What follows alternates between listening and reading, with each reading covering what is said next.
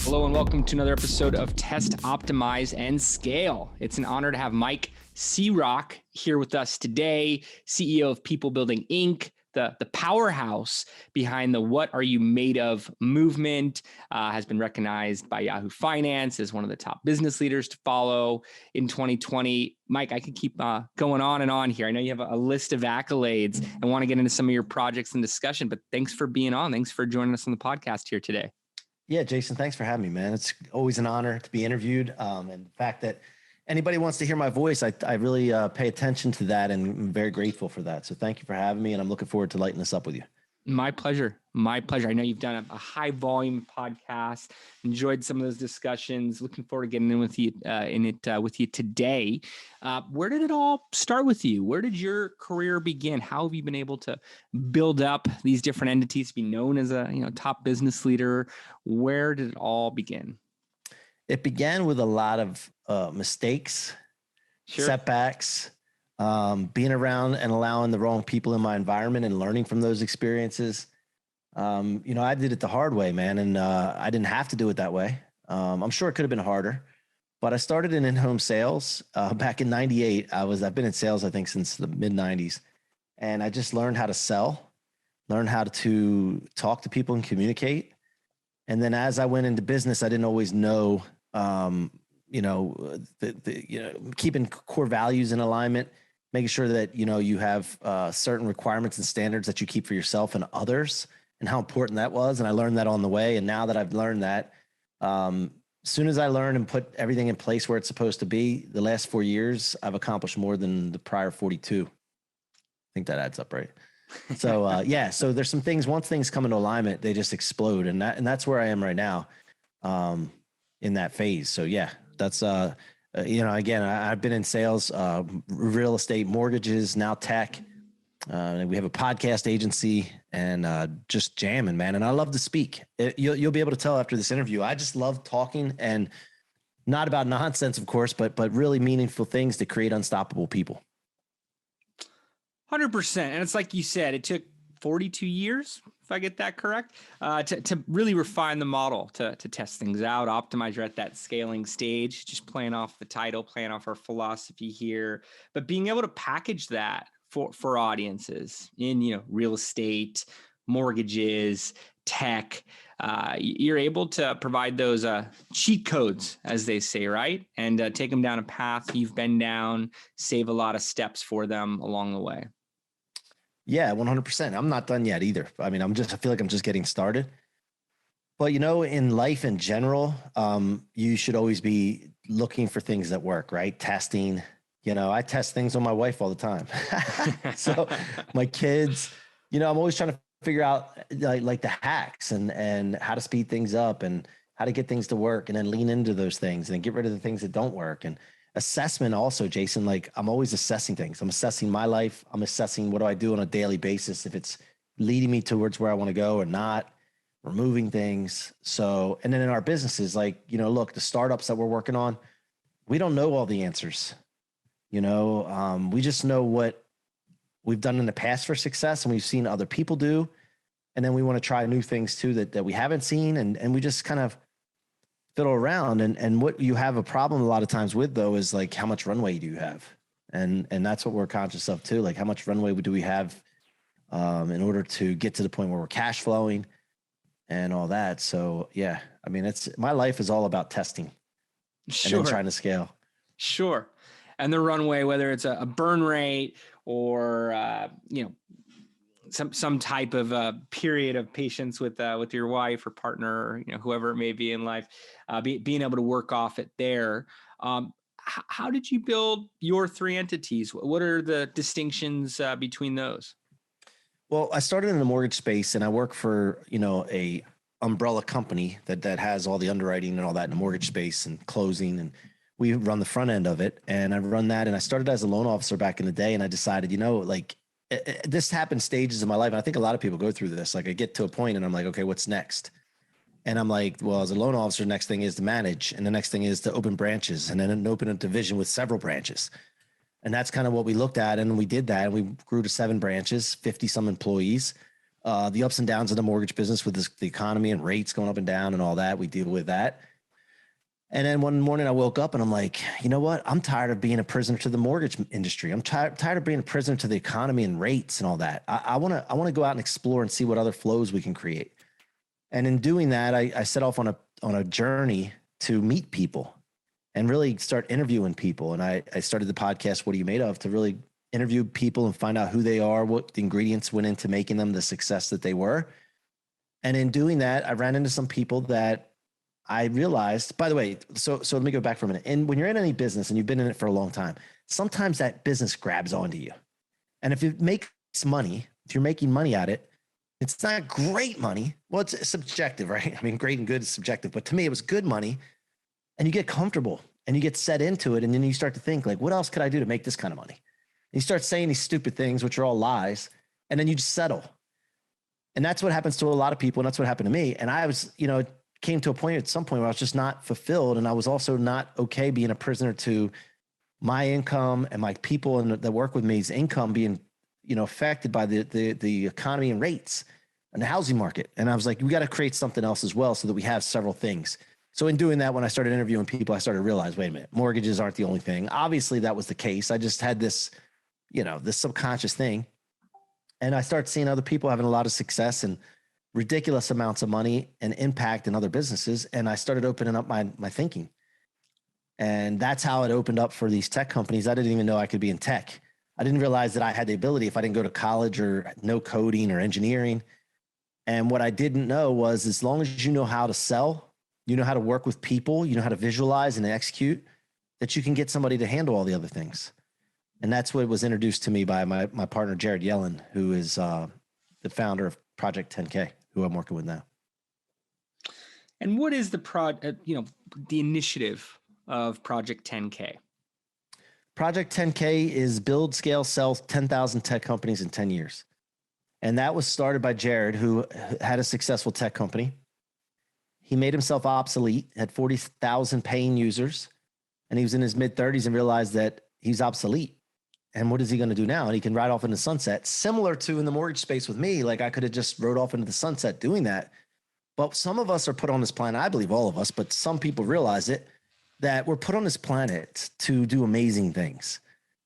And we can't live with ourselves just settling into an accomplishment that we've had in our mid-30s. We have to go bigger. We have to do something more impactful. And that's what happened to Jared. And I was in alignment with that when I ran into him. And Jason, what I was doing is I was on Instagram a lot and I would DM people, not spamming them, but really truly reaching out to people saying, hey, I'd love to connect with you. I see what you're doing and I'm interested in what you're doing and I want to learn more about it. When I did that, Jared answered and we set up an Instagram live. We talked and we hit it off like brothers. And I love the mission that he's on. I didn't realize I could have access to something like that. He opened my mind up to that. And since that time, we launched Blueprinted. That's one of our companies. This is in Project 10K. And we launched another one that's actually this week, we're going to be launching Tipperosity, which is a cashless tipping app. And so among that, there's been 100 some other companies launched since Project 10K started only, I think, 2 years ago. And I love the focus on team building, partnerships, collaboration.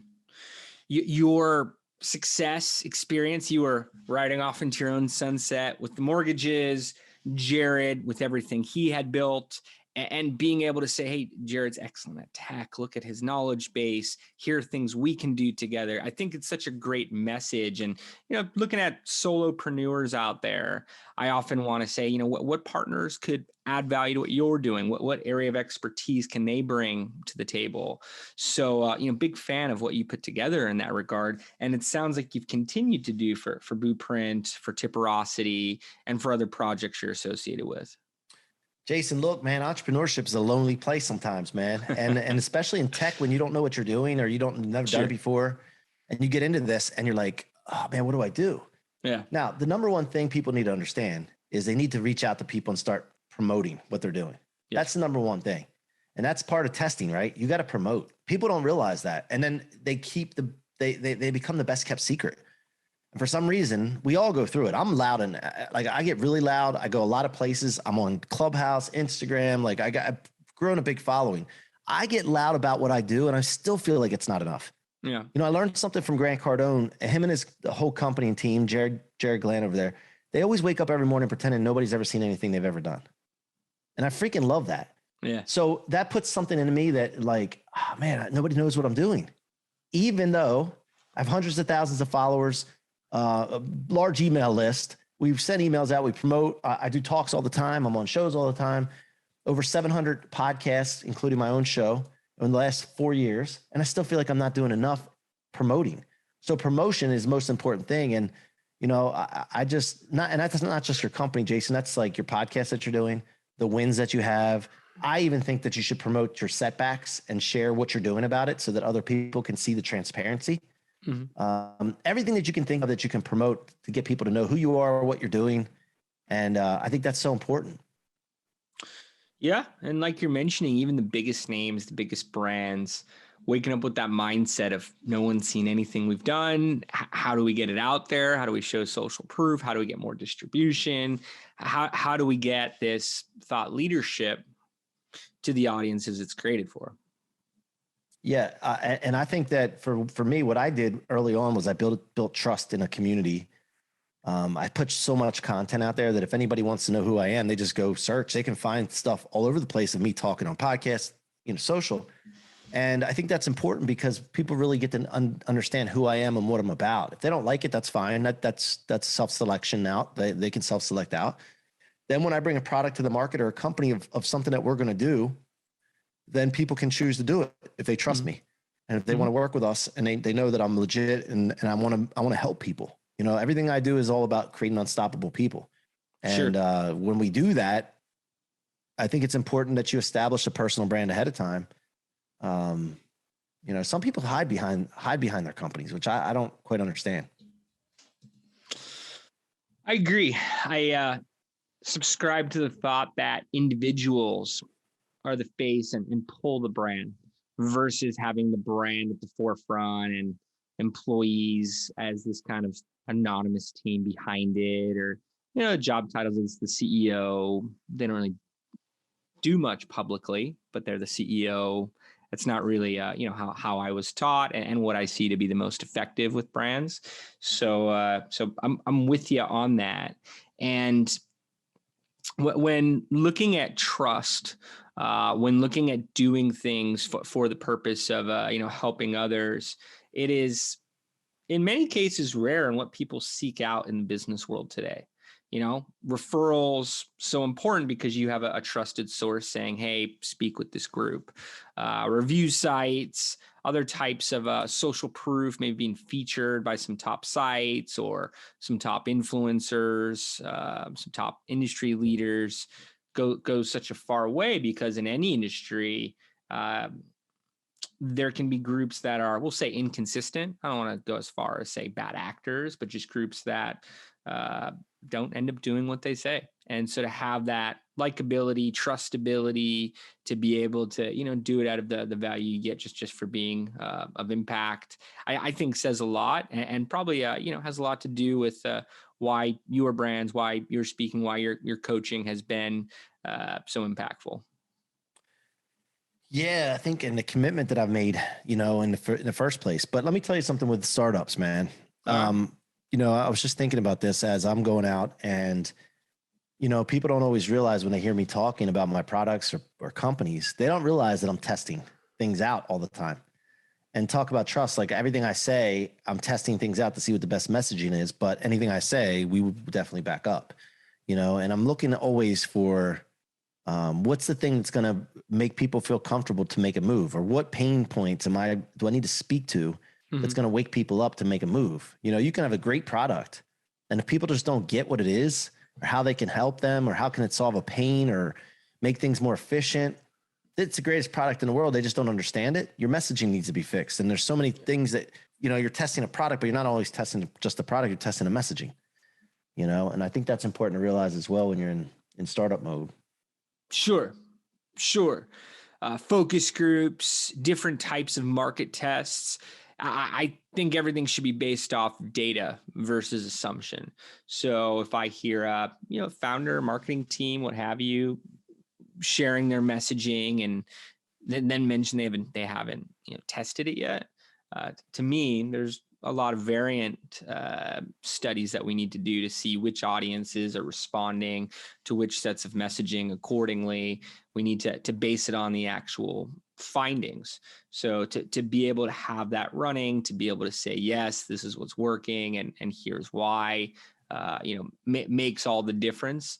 And yeah, being able to seek that out versus, just putting in a plan and hoping it all comes to life. It sounds like you guys are able to walk people through that process at Blueprinted. Maybe we could talk about Blueprinted for a little bit, but it sounds like, parent experts who have been down the road and are able to show some of the things that worked for them. Yeah, the way this idea came about is I was in the mortgage space and I was thinking to myself, I want to bring people in that aren't in the mortgage space and teach them the business. Because a lot of people have bad habits if they've been in the mortgage space and you bring them in and they don't want to buy into the culture. They want to do things their way and all that. I wanted to bring people in that can sell, that are people, but they didn't know about the mortgage space. And I didn't want to spend like every single day with them, every hour of the day. I would love to figure out a way to give them a blueprint to follow. And now there was a lot of course platforms out there, but course platforms have long video content and it's more about watching and consumption. And I learned that, in order to get results, you need to take action and do, right? And so I was thinking what's missing in these courses is, one, there's too much long video. Nobody's going to watch. Matter of fact, it's like if you wanted to bake or cook a 7-course meal and you watch the Food Network, and then you went to the kitchen and tried to cook that same 7-course meal. That's what course platforms are. So what I realized that there's a missing piece here.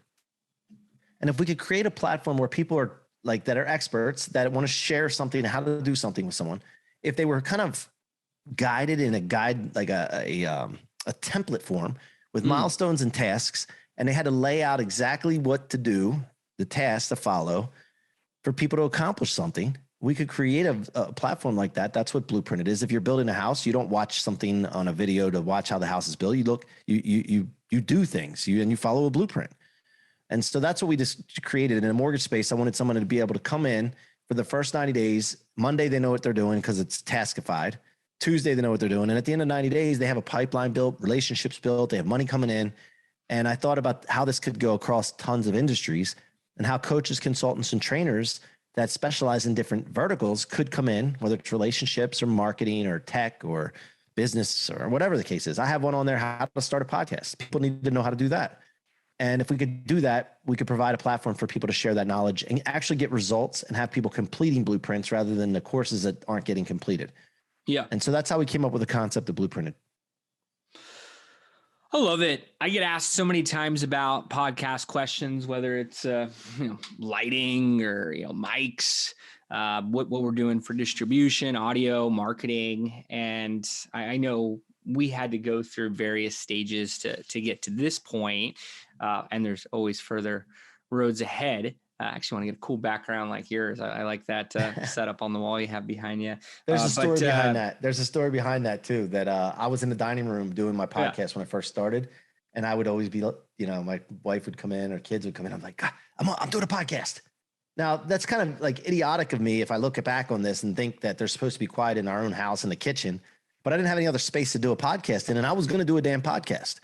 And so my wife eventually, she went out, she made it her initiative in real estate. She's a real estate agent, to go out and sell enough properties to build this awesome man cave studio. I mean, it's right by the pool. I can see the water in downtown Ocean City out here. It's just an unbelievable place. And she, I kind of forced her to do that. And so now I have an awesome studio, and, you can't really see everything that's here, but it's a great environment to be in. And I think it's important that you have a great environment to work in. Absolutely. And hope that's part of the podcasting blueprint. I think that, makes a big difference when your comfort zone, what comes out, from there. And to be able to have it in that format, you can operate at scale instead of me having to do 5 calls throughout the week, sharing these tips.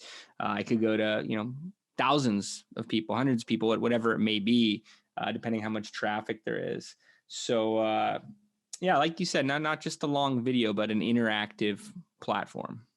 Yeah, with actual steps of, what to do, and then go do it. And then you get quick wins, little short wins, bite-sized pieces wins. And then that can encourages you to move on to the next step. and then you see the progress. And by the time you get to the end of the blueprint, you have this outcome and you can learn on the fly. That's what's missing in coaching, consultant training is the actual doing, the action. Mm. Sure. And did a lot more consulting years back and recall the clients that, I'd leave a report, some recommendations with at the end of the week. They would make those come to life before our next meeting. Other clients that never did, and how we spent the majority of time retracing those steps, physically doing it together. So like you said, having the audience, whether it's founders or whoever it may be, walk through those steps, learning from doing, I think that's huge. And I imagine that starts showing you, which ones are going to make it. I don't know if that fits into the saying directly. What are you made of? What is the philosophy behind that? Can you tell us more about that movement? Yeah, first of all, I talk to myself a lot. So, and I think a lot of people do. They just may not admit it like I do. Oh, yeah. But I like to talk to myself because I get fired up by myself. I just like to be around somebody that thinks like me. And I already said entrepreneurship's a lonely journey. So when I talk to myself as a kid, as I was growing up, every time I go through something tough, if things, I needed a little pickup, I'd always ask myself, what are you made of? Like, look at all the stuff you've been through. This is nothing compared to what you've been through. Now, just to give you a little quick flashback, I grew up in a broken home. I don't remember my parents together. There was a lot of drugs, alcohol, depression, anxiety, people on medication, overdosing on medication, suicide. Like there's a lot of stuff that went on when I was growing up. And I observed all of it and watching it and realized that, you know what? Like I made it through all that, right? I observed it and learned from it all. And, I always ask myself that question, like, look at all the stuff you've been through. This is nothing compared to that. Like you're living a great life now compared to what you went through. And so it gives me perspective. So I asked that question. And also I noticed as I started being a mentee of super successful people and watching them and what they did and studying their journey, I realized that a lot of it was not transparent. And so what are you made of to me is when I bring guests on my show, I really want to dig in and find out the ingredients that go into making them who they are. And so that's where it came from. And then, you find out the blueprint that made them. So this is all tied together. And I think it's important to make sure everything aligns in your life. So that's where that comes from. And I interview people and I find out, like, I dig deep. I get them crying sometimes. We laugh. But I dig deep to find out, like, what's really driving them and what's going into making them who they are and how they accomplished what they did. I don't know if I've had anyone cry on the show. I don't know if that's a new goal for me. I like that though, because I'm very much about depth, to be able to take it, past the standard interview questions and more of that search of what have the drivers been for you? What were those moments that made you 1,000% committed to your direction? And, the differentiators between that and people who don't find those callings, don't find those inspirations. Yeah, 100%. I mean, now I've come up with all kinds of sayings. What are you made of is just one of them. I wrote the book Rocket Fuel and talked about converting setbacks into into rocket fuel so that you can become unstoppable.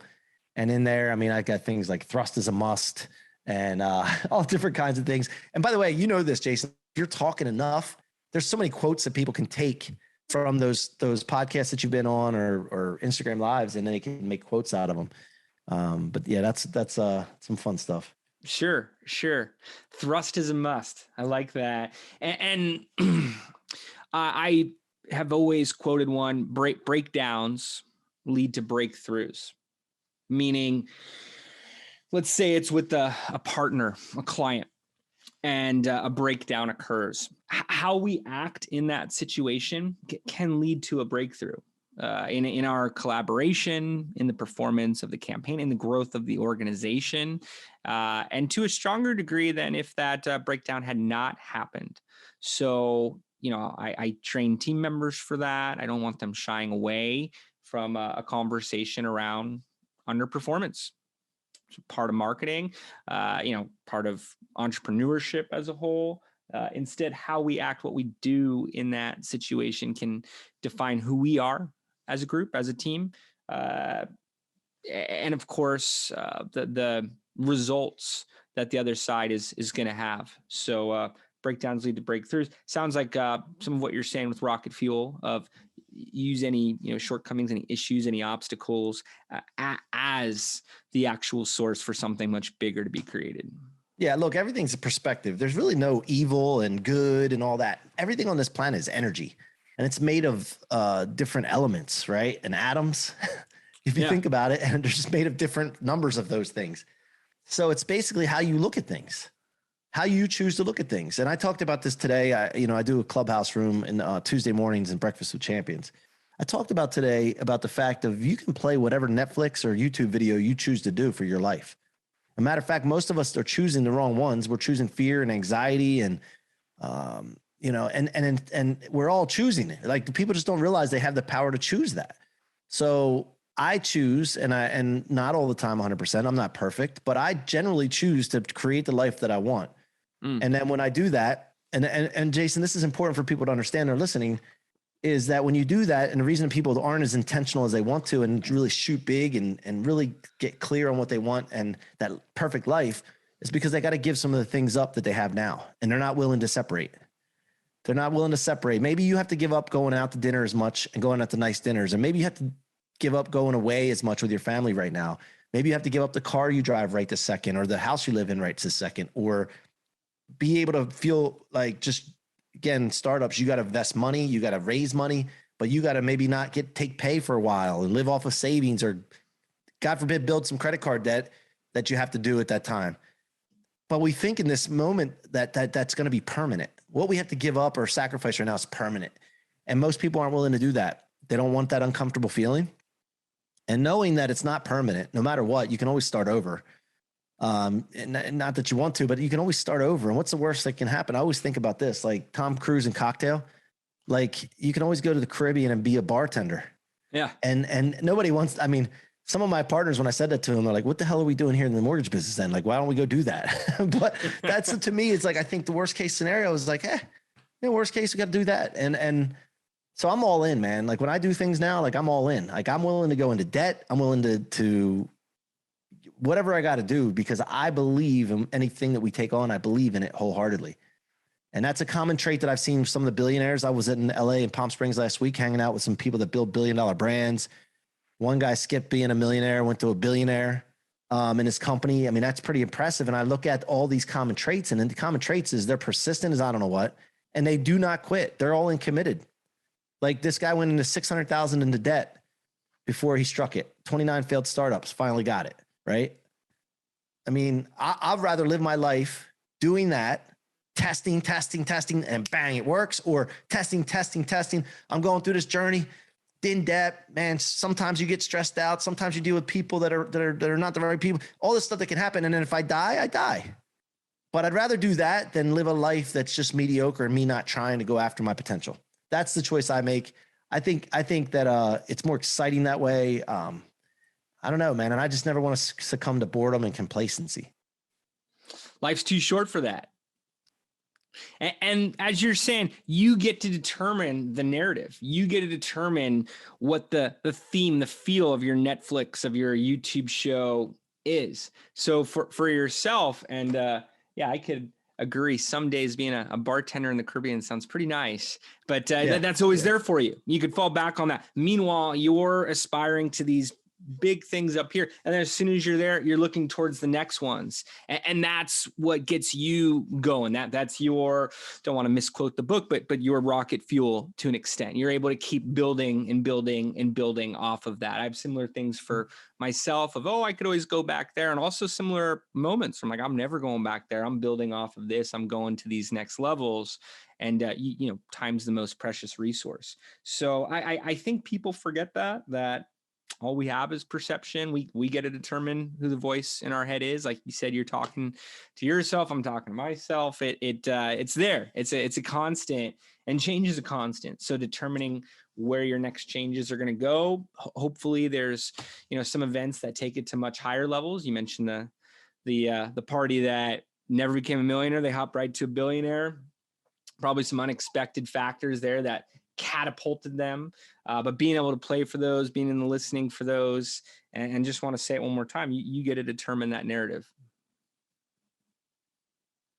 Yeah, exactly. And I think a lot of times people aren't transparent either. They're so worried about what other people think and what the perception of them is. And man, like I try to be as honest and transparent as possible. You know, like when we're in startup mode right now, I'm sacrificing right now. Like I have businesses right now I'm not taking any money out of. Um, I've taken money out of businesses before and then we just cut back right now. Like there's all kinds of cash flow things going on right now. And it's not fun. It's not fun. I'm totally transparent and honest. A lot of people won't share that stuff. They want everybody to think they're balling all the time and things are great. Yeah. And I think that's a problem, man, because then people get this false sense of reality of what it actually means to be an entrepreneur. And they go try it. They run into all these problems that nobody else is admitting to, and then they quit. Statistically, 9 out of 10 businesses fail their first year. Go off stats that say 9 out of 10 that survive fail that next year. And it's, failing at something every way that you can that makes you an expert. I go off that quote a lot. That experience allows you to see things, as they're happening before they're happening in some situations. And you're right. Not everyone's transparent. Not everyone shares or is comfortable sharing. And to that, wanted to ask you a few questions, about, what to test, how to optimize, especially when things aren't working. But just beginning with tests and getting founders, getting marketers, getting any VCs or VC industry professionals that are working with founders, primed for the right growth. What are some things that they can test out? What are some things that they could look to implement into their model? Who was that you were talking about? You cut out a little bit there. Founders towards their own growth primarily. Towards their own growth, like personal growth or business? For their business. The business. Yeah. Well, first of all, as soon as you get an idea, you should start talking about it. Like before you do anything, start talking about something. You can even do it before you write a business plan or business model. Whiteboard something, an idea, and then start talking about it and get some messaging that you want to use to start with it. You can hop in Clubhouse rooms. You can do Instagram. You can do Facebook, do some polls. Start just asking people and talking about it and getting people's feedback and tell people that you want their real feedback. If it's not something that they would pay for, it's not something they would like how could you change it? And that's the biggest thing for me. I think people go into business sometimes and they do all this work, planning and prep, and they don't even talk to anybody. And then they go launch and then nobody wants their product. So for me, it's promotion starts when you get an idea. I had some stupid ideas, man. Like I had some really stupid ideas and I just talk to people about it and I work it out. And then I heard the other day we had an idea of, man, this would be a great business plan. And then they're like, no, well, you need a certain amount of experience because you have to get a license to do that. And I'm like, well, if I really want to do this, I'll figure that part out. Or is this just too big of a hurdle and we should move on to something easier?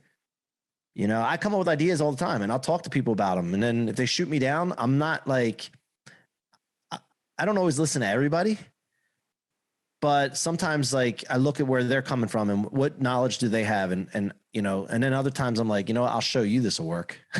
So, and I've made some mistakes with that sometimes and successes sometimes, but yeah, man, that's, that to me, it's just talking about right away what you can test. And then as you go forward and if you decide that you want to proceed, you write your business plan out, your business model, and understand that it's not set in stone. The business model itself is a test. You're testing your business model. And understanding that if you just like, for example, NASA just shot a rocket up into space a few weeks ago and hit a moon of an asteroid. When they shot that up in the air, they had to make adjustments on the fly. And just because they found that they might have been off course, they didn't just ditch the rocket into the ocean. They made adjustments based on temperature, wind, weather, like whatever different variables that they were dealing with until they hit the moon. They hit their target. So to me, you're testing the whole time. You just need to understand that nothing is set in stone or in concrete. And if you ever feel that way, one, you won't get started because you think things got to be perfect. And then if you get started and you think everything's set in concrete, you won't be willing to make the adjustments that it takes that you need in business to be successful. And it's like you said, the whole business plan, the model itself is just a test, and you should be prepared to pivot. If you're in communication, if you're telling people what you're doing instead of keeping it too secret, too private, hiding it, there's definitely situations where things need to be, classified for different reasons, but you still find the right trusted sources to be able to consult with. multiple minds, the team's better than just one in so many of these situations. But being communication is simple and underutilized by so many groups. I really echo that recommendation. Was also going to add, shooting to the moon. I remember a Tony Robbins quote where it's a 2-degree difference from hitting the moon and being way off. You can make that analogy for hitting a golf ball, or taking off on an airplane from LA trying to get to New York. That slight difference is sometimes all it takes to get you exactly where you need to go, and those minimal differences can have you far off. So instead of giving up, sticking with it. Speaking to giving up, speaking to what to do next. Let's say someone has their plan, they're talking to people, but it's still not working. They're not hitting their milestones yet. How do they optimize? And almost speaking to what you're saying about success, failure, not everyone's talking about it. What are the best ways to course correct, to problem solve, to optimize when goals are not being hit? Well, let me think. So we're going through startups right now, and we're trying to hit goals and trying to figure out what people resonate with. And the numbers don't lie. The stats don't lie. Emotions lie. Your emotions can lie to you. You can lie to yourself. You can lie to other people. People can lie to you, but the numbers don't lie. So when you're looking at your numbers, and if your graphs aren't going upwards on an upward trajectory, there's formulas that you can follow to get them up. And so, for me, like, I just look at numbers all the time. And if the numbers aren't going where they are, then we got to follow certain formulas to get them up. And it depends on where you are. When you're first starting out, nobody knows who you are. So the most important thing you can do is promote. Once you get going and things are working, and then you start to see your graph, your numbers coming down, then you need to understand that, wait a minute, being aware and acknowledging the fact that your numbers are coming down, and then paying attention to what you're doing. If you are doing something and the numbers are coming down and you're not going on, the momentum swing that you're going on an upward trajectory, you're doing something that's causing that. And you need to be aware of that and accept that, and then be able to figure out, okay, I can't keep doing what I'm doing to expect the different results. I got to make an adjustment. I got to make a change. Once you do that, you realize that really promotion is always the number one thing. You're not promoting enough or saying the right things. I keep saying that, I keep going back to that, because that's what matters. If you have a product that's validated, right? And then once you do that, also, people in your company, you yourself as a solopreneur, as you grow into, entrepreneur and with more employees, small business, you need to look at people's disciplines and see what are they really doing on a daily basis, and how are they operating? By the way, your disciplines will affect your operation. Like, if you're doing something wrong and you think that, maybe you're going out too much, maybe you're not focused on what you need to do, maybe you're spending too much time on Netflix at nighttime instead of doing maybe some research on your business. Wherever your discipline is lacking, you need to correct that, because that's going to affect your operational capacity and ability and your production. And once you do those and you line those things up and you get back to what you're supposed to be doing and where you're supposed to be, the promotion will take care of itself, and then the graph will go back up. That graph, the numbers, only way to measure anything. And so many people shy away from the numbers. They're confronting in many degrees, but that is what makes the difference. Looking at, mile markers a month. Sure, maybe the next deal, whatever it is, comes forward the next day, but that month's numbers are still finite. They're in the past at that point. But look at the numbers, see what you can do to show growth, more promotion, like you mentioned. Also discipline.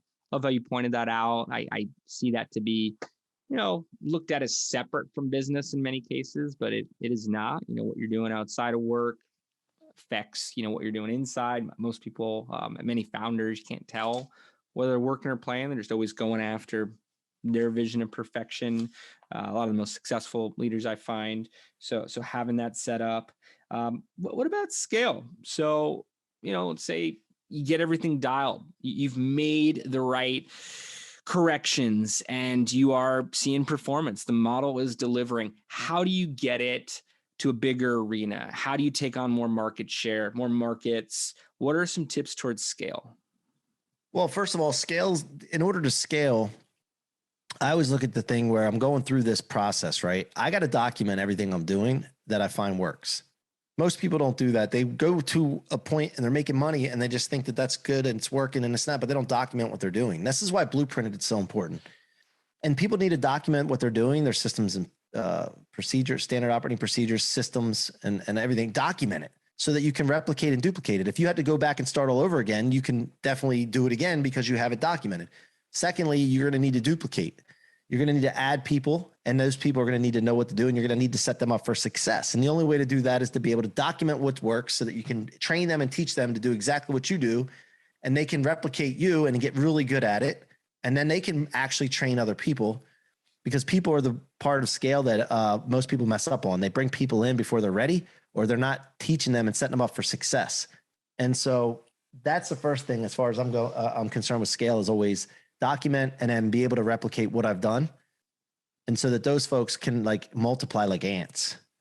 So that's the way we look at it. Now, as far as new markets and different things, I'm always looking at what products and services can we add to add new markets. So for example, I have a podcast agency that we started booking people on shows. We get clients, we book them on great shows. But I started thinking to myself, there's got to be something else we can add to this, because there's got to be other income flows, because not everybody's going to need to be on great shows at every time. Some people might want to start a podcast. So how do we help them start a podcast? How do we help people that have a podcast, they started up, but they're not good at getting guests? How can we get good guests on their show and help them with getting credibility for their show? Another product or service. Once people do get on a show or have their own show, how can we help them repurpose the content and get it all over the place and become omnipresent? Another service. So I'm always thinking about what other products and services can we add so that we can have several income flows coming in all over the place, several value adds that we're pushing out, right? Value that we're offering. Because I think if you just have one product or service, you're so limited.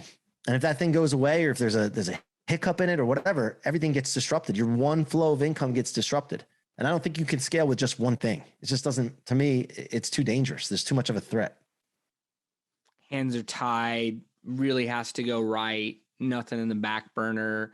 And yeah, I like the multiplication examples there. Mike, feel like I could talk to you for hours here, pick your brain. We think alike in a lot of the same areas. As we begin to wrap the episode, what are some final thoughts? What are some things we haven't got to that you want to leave listeners with? And what are the best ways for them to get in contact with you? Well, I like to leave with everybody with, not everybody knows everything, despite what you hear on social media, and whether you're in Clubhouse or Twitter Spaces, a lot of people want to pretend that they know everything. And I just want to share the fact that I don't know a whole lot. I know a little bit. Then there's some things, and you've seen this pie chart probably before. There's a little sliver that you know. There's a little sliver that you don't know. And then there's this whole world of things that you don't know that you don't know. And I admit to that. Okay. So I think more people need to start admitting to that so that they can open up their world and learn more. Because when you learn more, you can apply more, and then you can help more people. So, but the other thing is just to help people understand that they're unstoppable to living the life of their dreams. They create the life that they want, no matter if they're intentional about it or not. You don't have any choice. You're the one that's creating these things. You're creating the businesses that you choose to create, and the business is going to be constructed and built the way you're actually doing it on a daily basis, of what you're based on your habits and disciplines. And so just get around great people that have done it, great people that want to help, and build a community of people that want to be unstoppable, and you will be unstoppable. Unstoppable. Show them what you're made of, being unstoppable. Love it. And highly recommend that listeners get in touch with Mike, seeing everything that you have going on with coaching, your own programs in there, your own blueprints. Definitely recommend, checking out Mike's platforms and getting involved. Thank you, Jason. I appreciate you having me, man. Anybody who has any questions, DM me on Instagram. It's probably the best way to reach me, at Mikey C-Roc. Instagram DM, like that invitation, fast paced back and forth. Mike C-Roc. Mike, thanks so much for joining us today. It's been a pleasure speaking with you and having you on the podcast. Want to thank everybody for listening in as well.